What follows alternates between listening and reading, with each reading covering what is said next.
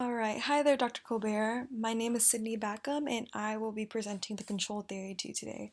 Now, we don't have enough time to actually focus on all three kind of sub-theories of control theories, so we're just going to focus on the first one. So, just a brief overarching overview of control theory. It does fall under the positivist branch of explaining deviance, and it actually very much focuses on using control as a kind of device in managing any form of deviance that may kind of manifest in individual society.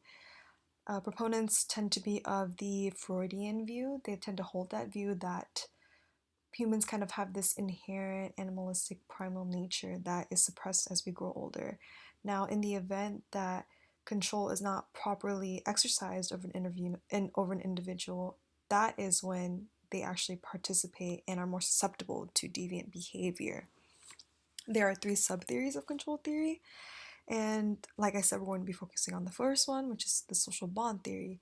Then we have reintegrative shaming theory, and then the deterrence doctrine theory. Just a brief history, we start with Walter Reckless, and he had his containment theory in 1940 and through the 1960s. Now, he was kind of the predecessor of control theory. He didn't go under control theory, he just had it named as containment theory. Now, I don't want to talk about him too much just because I couldn't find anything trustworthy online. There wasn't any academia that I could read for free, at least, that would tell me more about his theory. But we are just going to say that he did believe that in order for an individual to commit a crime, they must break through two impediments, and those are going to be the outer containment and the inner containment. So some proponents, and when they kind of had their own say in control theory, we have Hershey in 1969, Gottfredson in 1994, Tittle in 1995, and Braithwaite in 1989. He is going to be in the reintegrative shaming. We're not going to talk about him today. So social bonding. Now, you can kind of see in this picture that I provided, right? That popular TV show Friends. Now, I don't watch it, but I'm assuming it's about how they kind of adhere and work as a social unit as friends. Now, the social bonding theory focuses more on the social bonds that we have between certain people and institutions in society. Now, in the event that these bonds are not strong and that they are actually just weak, we are more susceptible as individuals to committing acts of deviance. So there are four avenues in which we can bear bonds with society, and that's going to be attachment, which is to the family, peers, and conventional institutions, and commitment, so actually investing time and energy to partake in conventional society. And then involvement, so the idea that you don't even have enough time or energy to even think or partake in deviant behavior.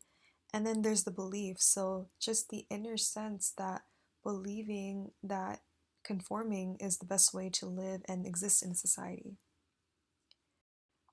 Then we have self-control. So this was proposed by Michael Gottfredson, and he believes that a weak self-control is what makes individuals more susceptible to deviant behavior. Now you can kind of look at this within yourself. I'm sure that you've probably had moments of weak self-control. Maybe it's with, going out with a friend after having not been paid, or, you know, eating something that you shouldn't be eating if you're on a diet. I'm saying though.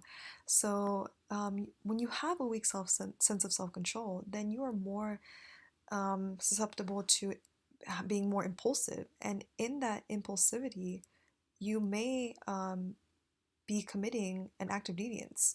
A lot of people like to blame a sense of weak self-control on parents for not properly socializing their children. And then we have control balance. Now, control balance was argued by Tittle, and he said that a lack of control balance is what leads to deviance within an individual. Now, you can kind of see it in this scale, right?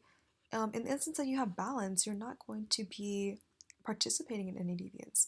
But in the event that the scale kind of fluctuates, like such as in a surplus or in a deficit, that is when deviant behavior ensues. And of course, it's going to kind of manifest in different ways. Some applications, it is useful in determining how control, whether it be at an informal or formal level, can prevent crime. So in the event that we talk about crime prevention, we talk about, applications in law enforcement policy. And also, it's a good example. work as an overarching control society. So you don't want to go to work, right? A lot of us don't want to go to work just because it takes time out of our day, but it is the only way and conventional way to make money. And this kind of ties back to the social bond theory. And when you're too occupied with being a conventional member of society, you're not even able to think about actually participating in deviant acts. And then just some critiques. We have, many critiques find that control theory is of simplicity and linearity. You have that kind of episode where individuals, although they come from loving homes, why do they partake in deviance? That is why many find that they don't align with this theory just because it fails to take into account autonomy, individual impulsivity, and other external factors that may popularize deviance within an individual. And this is a popular study. So there was a comparative study of Japanese college students versus American college students. And as we know, Japanese society is very collectivist, and it was found that a lot of these Japanese students did not partake in deviance as much as their American counterparts. So, however, even though that was very interesting just because of the strong social bonds in Japanese society, it was found that these studies are actually very cross sectional and not longitudinal. They couldn't be applied in a long term sense. So, it was more of a deviance causes deviance result. So think that's it for today. Thank you for attending this video, Dr. Colbert. I know I kind of went a little past, but it was a lot of information. So thank you and bye bye. I'll see you in the next YouTube theory video.